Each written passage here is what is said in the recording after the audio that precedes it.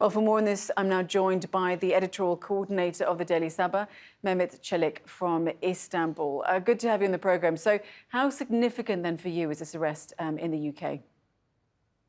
Well, I think it's pretty significant as it is taking place actually in Europe. We don't see, despite the very large presence of the PKK terrorist sympathizers or their financial activities, it is hard to see the host countries taking any steps towards the PKK activities within European continent. So this is significant for that sense.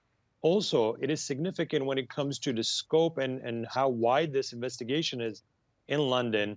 There is some individuals now under custody, I believe 6 of them, and the investigation is also ongoing right now in some of the centers that are run by the PKK sympathizers, PKK activities or individuals. So I think for these two reasons, it is a significant step. We will see how the rest of the investigation unfolds and whether or not there will be more individuals taken into custody or arrested as part of this investigation. Exactly. As you say, investigations are ongoing. Now, Turkey has also been calling for more support in its fight against terrorism from its NATO allies. Do you think it could now get the support it calls for against the PKK terror group in Europe?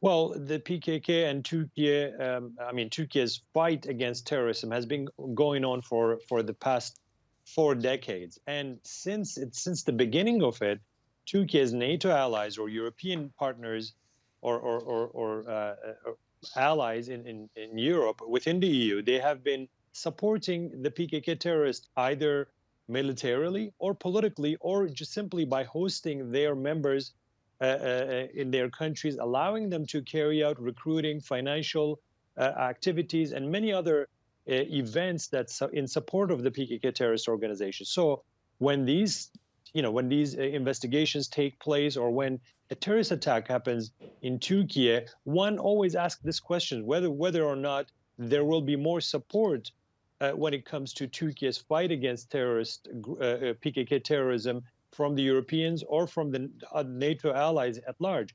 But then we see that this doesn't really translate into a policy change, either within Europe towards the PKK terrorist organization, or that we don't see any sort of change of policy by the United States when it comes to supporting the YPG terrorist group in northern Syria, which also attacks Turkey, and it's directly linked to PKK. So, Mark Rutte was here very recently, and he visited, he had a meeting with Mr. Erdogan, and he visited the scene of the attack, as far as I know, where very recently PKK attacked one of the defense industry complexes in Ankara.